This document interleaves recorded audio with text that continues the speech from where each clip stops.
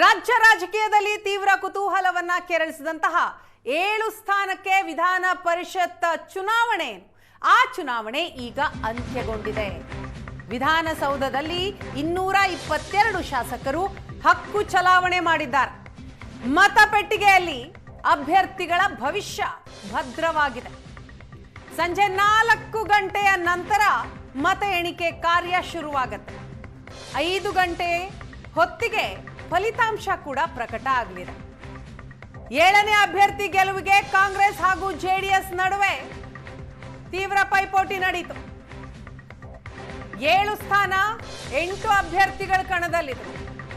7ನೇ ಸ್ಥಾನ ಗೆಲ್ಲೋದು ಯಾರು ಅನ್ನುವಂತಹ ಪ್ರಶ್ನೆ ಇದೆ. ಸಂಜೆ 5 ಗಂಟೆಗೆ ಫಲಿತಾಂಶ ಪ್ರಕಟ ಆಗುತ್ತೆ. ರಾಜ್ಯ ರಾಜಕೀಯದಲ್ಲಿ ತೀವ್ರ ಕುತೂಹಲವನ್ನ ಕೆರಳಿಸಿದಂತಹ ವಿಧಾನ ಪರಿಷತ್ ಚುನಾವಣೆ. ವಿಧಾನ ಪರಿಷತ್ನ 7 ಸ್ಥಾನಕ್ಕೆ ನಡೆದಂತಹ ಚುನಾವಣೆ ಅಂತ್ಯಗೊಂಡಿದೆ. 222 ಶಾಸಕರು ತಮ್ಮ ಹಕ್ಕನ್ನ ಚಲಾಯಿಸಿದ್ದಾರೆ. ಸ್ಕ್ರೀನ್ ನಲ್ಲಿ ಗಮನಿಸ್ತಾ ಇದ್ದೀರಿ. ಒಂದ್ ಕಡೆ 7ನೇ ಸ್ಥಾನ ಗೆಲ್ಲೋದು ಯಾರು ಅನ್ನುವಂತಹ ಕುತೂಹಲಕ್ಕೆ ಸಂಜೆ 5 ಗಂಟೆಗೆ ತೆರೆ ಬೀಳತ್ತೆ. ಎಲ್ಲ ರಾಜಕೀಯ ಪಕ್ಷಗಳ ನಾಯಕರು, ಶಾಸಕರು ಬಂದು ತಮ್ಮ ಹಕ್ಕನ್ನ ಚಲಾಯಿಸಿದ್ದಾರೆ. ಬಿಜೆಪಿ ಶಾಸಕರು, ಕಾಂಗ್ರೆಸ್ ಶಾಸಕರು, ಜೆಡಿಎಸ್ ಶಾಸಕರು, ಒಟ್ಟು ವಿಧಾನಸೌಧದಲ್ಲಿ 222 ಶಾಸಕರು ತಮ್ಮ ಹಕ್ಕು ಚಲಾಯಿಸಿದ್ದಾರೆ.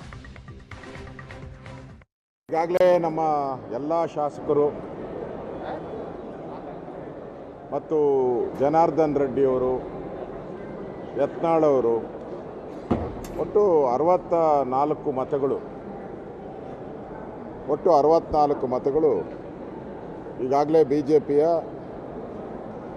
ಆದೇಶದ ಮೇರೆಗೆ, BJPಯ ಮನವಿ ಮೇರೆಗೆ ಎಲ್ಲರೂ ಕೂಡ ನಾನು ವಿರೋಧ ಪಕ್ಷನಾಗಿ ಸೂಚಿಸಿದಂಥ ಅಭ್ಯರ್ಥಿಗಳಿಗೆ ಮತಗಳನ್ನು ಹಾಕಿದ್ದಾರೆ. ನಮ್ಮ 2 ಅಭ್ಯರ್ಥಿಗಳು ಗೆಲ್ಲೋ ಅಂಥದ್ರಲ್ಲಿ ಯಾವುದೂ ಸಂದೇಹ ಇಲ್ಲ. ಆರಾಮ್ಸೆ ಅವರು ಗೆಲ್ತಾರೆ. ಅವ್ರಿಗೆ ಎಷ್ಟು ಬೇಕೋ ಸಫಿಷಿಯೆಂಟ್ ವೋಟನ್ನು ಹಾಕಿದ್ದೀರಿ. ಅದ್ರ ಜೊತೆಗೆ ಎಕ್ಸಸ್ ವೋಟು ನಮ್ಮದು ಫಸ್ಟ್ ಪ್ರಿಫರೆನ್ಸ್ ಏನಿತ್ತು, ಮೋಸ್ಟ್ಲಿ 4 ರಿಂದ 5 ವೋಟ್ ಏನು ಎಕ್ಸಸ್ ವೋಟ್ ಇತ್ತು. ಆ ವೋಟ್ಗಳನ್ನು JDSಗೆ ಶಿಫ್ಟ್ ಮಾಡಿದ್ದೀರಿ ನಾವು. ಅದು ಆಮೇಲೆ ಸೆಕೆಂಡ್ ಪ್ರಿಫರೆನ್ಸ್ ಏನಿತ್ತು ನಮ್ಮದು 60, ಆ ಸೆಕೆಂಡ್ ಪ್ರಿಫರೆನ್ಸ್ 60 ವೋಟನ್ನು ಕೂಡ ನಾವೆಲ್ಲನೂ ಕೂಡ JDSಗೆ ಹಾಕಿದ್ದೀವಿ. ಅದರಿಂದ JDSನು ಕೂಡ ಗೆಲ್ಲಬೇಕು ಅನ್ನೋದು ನಮ್ಮ ಉದ್ದೇಶ ಇದೆ. ಆ ದೃಷ್ಟಿಯಿಂದ ನಾವು ನಮಗೇನು ವೋಟ್ ಬೇಕೋ ಆ ವೋಟನ್ನು, ಸಫಿಷಿಯೆಂಟ್ ವೋಟನ್ನು ನಾವು ತೊಗೊಂಡಿದ್ದೀವಿ. ಉಳಿದಂಥದ್ದನ್ನು JDSಗೆ ನಾವು ಶಿಫ್ಟ್ ಮಾಡಿದ್ದೀವಿ, NDAಗೆ. ಹಾಸ್ಪಿಟ್ಲಿಂದನೇ ಬಂದಿದ್ದೀವಿ. ಸೋಮವಾರ ಸರ್ಜರಿ ಮಾಡೋಕ್ಕೆ ಹೇಳಿದ್ದಾರೆ. ಶನಿವಾರ ಶಿಫ್ಟ್ ಮಾಡ್ತಾರೆ. ನಾನು ಈಗ ಮಂಡ್ಯದಲ್ಲಿದ್ದೀನಿ. ಶನಿವಾರ ಭಾನುವಾರ ಫೋರ್ಟಿಸ್ ಹಾಸ್ಪಿಟಲ್ ಶಿಫ್ಟ್ ಮಾಡ್ತಾರೆ. ಮಂಡ್ಯ ನನಗೆ ಸರ್ಜರಿ ಇದೆ. ನನಗೆ ಆರೋಗ್ಯವಾಗಿದ್ದೀನಿ ಸದ್ಯಕ್ಕೆ. ದೇವರು ಚೆನ್ನಾಗಿದೆ. ದೇವ್ರ ಮೇಲೆ ಭಾರ ಆಗಿದೆ. ಬಟ್ ಚುನಾವಣೆ ಅಂತ ಹೊರಗೆ ಬಂದು ಯಾಕೆ ಆತಂಕ ಏನಿದೆ? ಚೆನ್ನಾಗಿದ್ದೀನಿ, ಓಡಾಡ್ತಾ ಇದ್ದೀನಿ, ಚೆನ್ನಾಗಿದ್ದೀನಿ. ಡಾಕ್ಟ್ರ್ ಹೇಳಿದ್ದಾರೆ. ಮತದಾನ ಮಾಡಕ್ಕೆ ಬಂದಿದ್ದಾರೆ. ಇದ್ರ ನಡುವೆ ಇದೇ ವಿಚಾರಕ್ಕೆ ಸಂಬಂಧಪಟ್ಟ ಹಾಗೆ ಮಾಹಿತಿಯನ್ನ ಪಡೆಯೋಣ. ನಮ್ಮ ಹಿರಿಯ ಪ್ರತಿನಿಧಿ ಆನಂದ ಬೈದನಮನೆ ಇದೀಗ ನಮ್ಮ ಜೊತೆ ನೇರ ಸಂಪರ್ಕದಲ್ಲಿದ್ದಾರೆ. ಆನಂದ, ತೀವ್ರ ಕುತೂಹಲವನ್ನ ಕೆರಳಿಸಿದಂತಹ ವಿಧಾನ ಪರಿಷತ್ ಚುನಾವಣೆ ಈಗ ಮತದಾನ ಅಂತ್ಯ ಆಗಿದೆ. ಫಲಿತಾಂಶ ಬರೋದು ಬಾಕಿ ಇದೆ. 7ನೇ ಸ್ಥಾನಕ್ಕಾಗಿ ತೀವ್ರ ಪೈಪೋಟಿಯನ್ನ ಕೂಡ ನಾವು ಗಮನಿಸಿದ್ದೀವಿ. ಒಟ್ಟಾರೆಯಾಗಿ ಇವತ್ತಿನ ಈ ಬೆಳವಣಿಗೆ ನೋಡ್ತಾ ಹೋದ್ರೆ ರಾಜಕೀಯ ಪಕ್ಷಗಳ ಲೆಕ್ಕಾಚಾರದ ಪ್ರಕಾರವೇ ಎಲ್ಲವೂ ನಡೆದಿದೆಯಾ? ಎಸ್, ಕರ್ನಾಟಕದಲ್ಲಿ ವಿಧಾನ ಪರಿಷತ್ಗೆ ನಡೀತಾ ಇರೋ ಚುನಾವಣೆ ಮತದಾನ ಮುಕ್ತಾಯ ಆಗಿದೆ. ವಿಧಾನ ಪರಿಷತ್ತಿನ 7 ಸ್ಥಾನಗಳು ನಡೆದಂಥ ಚುನಾವಣೆ ಮತದಾನದಲ್ಲಿ 222 ಸದಸ್ಯರು ಮತದಾನವನ್ನು ಮಾಡಿದ್ದಾರೆ.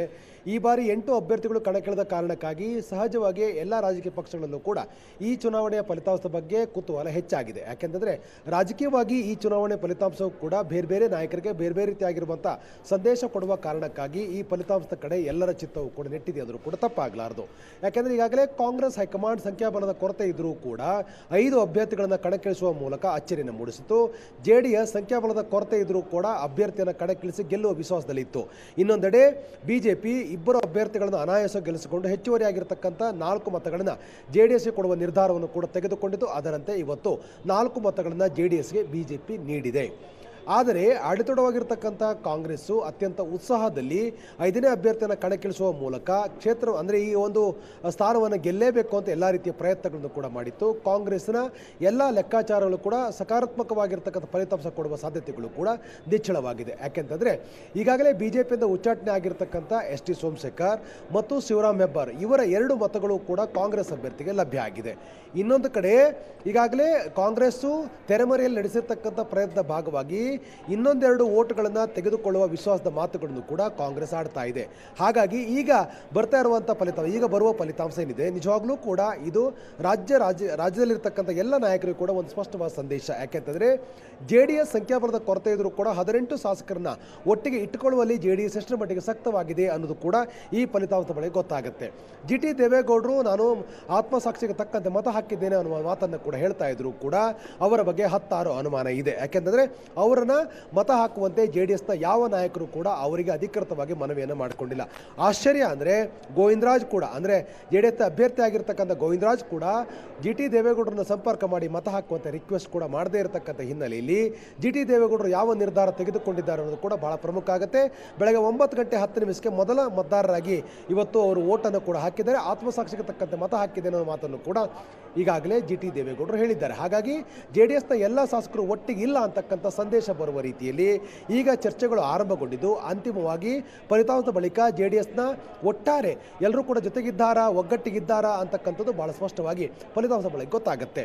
ಇನ್ನೊಂದೆಡೆ BJPಯು ಕೂಡ ತಮ್ಮ ಬಳಿ ಇರತಕ್ಕಂಥ ಅಂದರೆ 64 ಮತಗಳ ಪೈಕಿ ಅಂದರೆ ಯತ್ನಾಳನ್ನು ಒಳಗೊಂಡಂತೆ ಜನಾರ್ದನ್ ರೆಡ್ಡಿಯನ್ನು ಒಳಗೊಂಡಂತೆ 64 ಮತಗಳ ಪೈಕಿ BJPಯ 2 ಅಭ್ಯರ್ಥಿಗಳು ಅಂದರೆ ಲಿಂಗರಾಜ್ ಪಾಟೀಲ್ ಮತ್ತು ರಘು ಕೌಟಿಲ್ಯ ಅವರಿಗೆ 30 ಮತಗಳನ್ನು ಹಾಕಿದ ಬಳಿಕ ಹೆಚ್ಚುವರಿಯಾಗಿ JDSಗೆ 4 ಮತಗಳು ಕೊಡುವ ಜೊತೆಗೇ 60 ಸೆಕೆಂಡ್ ಪ್ರಾಶಸ್ತ್ಯ 2ನೇ ಪ್ರಾಶಸ್ತ್ಯ ಮತಗಳನ್ನು ಕೂಡ JDS ಅಭ್ಯರ್ಥಿಗೆ ಹಾಕಿದ್ದಾರೆ. ಹಾಗಾಗಿ JDS ಈಗ ನಾವು ಗೆಲ್ಲುವ ವಿಶ್ವಾಸದ ಮಾತುಗಳನ್ನು ಕೂಡ ಹೇಳ್ತಾ ಇದ್ದಾರೆ.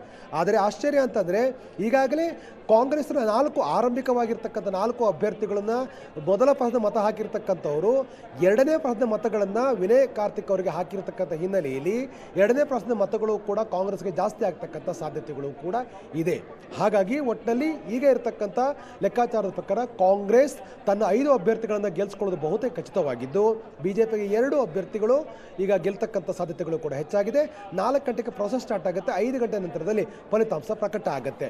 ಎಲ್ಲವೂ ಕೂಡ ಅಂದುಕೊಂಡಂತೆ ಕಾಂಗ್ರೆಸ್ ಮತ್ತು BJPಗೆ ಆಗಿದ್ರೆ JDS ಸಂಖ್ಯಾಬಲದ ಕೊರತೆಯಿಂದ ಬಳಲ್ತಾ ಇದ್ದು ಅವರು ತಮ್ಮ ಅಭ್ಯರ್ಥಿಯನ್ನು ಗೆಲ್ಲಿಸ್ಕೊಳ್ಬೇಕು ಅಂತೇಳಿ ಪ್ರಯತ್ನ ಮಾಡಿರ್ತಕ್ಕಂಥದ್ದು ವಿಫಲ ಆಗೋದು ಬಹುತೇಕ ಖಚಿತ ಆಗ್ತಾ ಇದೆ. ವೀಣಾ, ಆನಂದ್, ಅಡ್ಡ ಮತದಾನದ ಸಾಧ್ಯತೆಗಳು ಎಷ್ಟಿದೆ ಅಂತ? ಯಾಕಂತಂದ್ರೆ JDS ಕೂಡ ಆತ್ಮಸಾಕ್ಷಿಯ ಮತಗಳ ನಿರೀಕ್ಷೆಯಲ್ಲಿದೆ. GT ದೇವೇಗೌಡರು ಅವರು ಕೂಡ ಹೇಳಿರೋದು ನಾನು ಆತ್ಮಸಾಕ್ಷಿಯ ಪರವಾಗಿಯೇ ಮತ ಹಾಕಿದ್ದೀನಿ ಅನ್ನುವಂತಹ ಸಂದರ್ಭದಲ್ಲಿ ಈ ಅಡ್ಡ ಮತದಾನದ ಸಾಧ್ಯತೆ ಬಗ್ಗೆ ಹೇಳೋದಾದ್ರೆ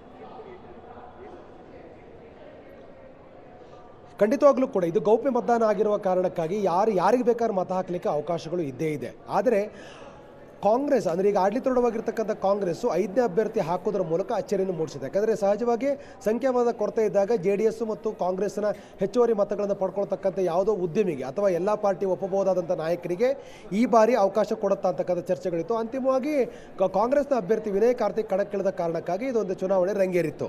ಆದರೆ ಅಡ್ಡ ಮತದಾನವು ಕೂಡ ಇಲ್ಲಿ ಆ ಒಂದು ಚರ್ಚೆಯನ್ನು ಕೂಡ ಇಲ್ಲಿ ತಳ್ಳಿ ಹಾಕೋಂಗಿಲ್ಲ. ಯಾಕೆಂತಂದರೆ ಅಡ್ಡ ಮತದಾನ ಮಾಡ್ತಕ್ಕಂಥ ಸಾಧ್ಯತೆಗಳು ಕೂಡ ಇದೆ. ಯಾವ್ಯಾವುದೋ ಕಾರಣಕ್ಕಾಗಿ ನಾಯಕರ ಮೇಲೆ ಮುನಿಸ್ಕೊಂಡಿರ್ತಕ್ಕಂಥ ಅಥವಾ ಅಭ್ಯರ್ಥಿ ಮೇಲೆ ಮುನಿಸ್ಕೊಂಡಿರ್ತಕ್ಕಂಥ ಶಾಸಕರುಗಳು ಅಡ್ಡ ಮತದಾನ ಮಾಡ್ತಕ್ಕಂಥ ಸಾಧ್ಯತೆಗಳು ಕೂಡ ಇದೆ.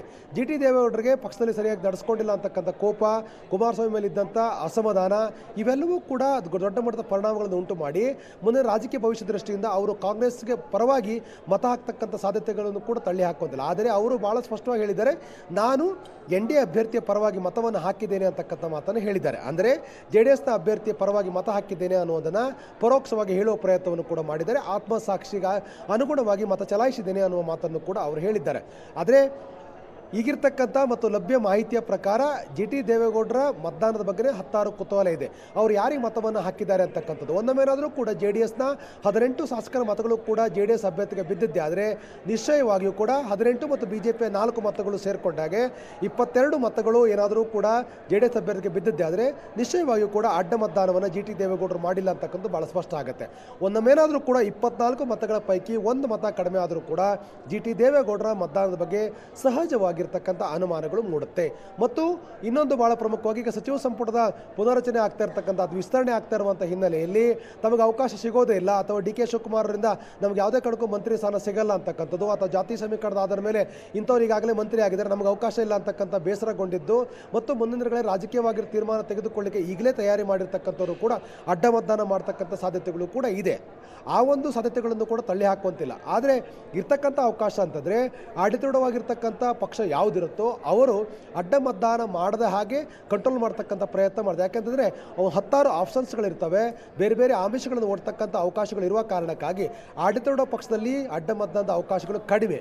ಆದರೆ JDS ಮತ್ತು BJP ಈಗ 3 ಅಭ್ಯರ್ಥಿಗಳಿಂದ ಕಣಕ್ಕಿಳಿಸಿರುವ ಕಾರಣಕ್ಕಾಗಿ ಸಹಜವಾಗಿ ಅಲ್ಲಿ ಯಾರ ಪರವಾಗಿ ಮತ ಹಾಕಿದ್ದಾರೆ ಅಂತಕ್ಕಂಥದ್ದು ಫಲಿತಾಂಶ ಬಳಿಕ ಗೊತ್ತಾಗುತ್ತೆ. ಒಂದಂತೂ ಸ್ಪಷ್ಟ, JDS ನಾಯಕರು ಹೇಳ್ತಾ ಇದ್ರು, ನಾವೆಲ್ಲರೂ ಕೂಡ ಒಟ್ಟಾಗಿದ್ದೇವಾ ಅಂತಕ್ಕಂಥದ್ದು ಬಗ್ಗೆ ಒಂದು ಖಾತ್ರಿ ಮಾಡ್ಕೊಳ್ಳೋಗೋಸ್ಕರ ಈ ಒಂದು ಚುನಾವಣೆಯಲ್ಲಿ ಅಭ್ಯರ್ಥಿನ ಕಣಕ್ಕಿಳಿಸಿದ್ದೇವೆ ಅಂತಕ್ಕಂಥ ಮಾತನ್ನು JDS ನಾಯಕರು ಹೇಳ್ತಾ ಇದ್ರು. ಹಾಗಾಗಿ ಸಹಜವಾಗಿ JDSನ 18 ಮತಗಳು ಪ್ಲಸ್ BJPಯ 4 ಮತಗಳು ಒಟ್ಟು 22 ಮತಗಳು ಗೋವಿಂದರಾಜ್ ಅವರಿಗೆ ಬಂದಿದ್ದೆ. ಆದರೆ ನಿಶ್ಚಯವಾಗಿಯೂ ಕೂಡ ಎಲ್ಲವೂ ಕೂಡ ಸರಿ ಇದೆ ಅಂತ ಅರ್ಥ. ಚುನಾವಣೆಯಲ್ಲಿ ಸೋಲಾಗಬಹುದು, ಆದರೆ ಈಗ NDA ಕೂಟದಲ್ಲಿರ್ತಕ್ಕಂಥ BJP ಮತ್ತು JDSನ ಎಲ್ಲ ಒಟ್ಟಿಗಿದ್ದಾರೆ, ಎಲ್ಲವೂ ಕೂಡ ಸರಿ ಇದೆ ಅಂತಕ್ಕಂಥ ಸಂದೇಶಗಳು ಹೊರಬೀಳುತ್ತೆ. Thank you Anand.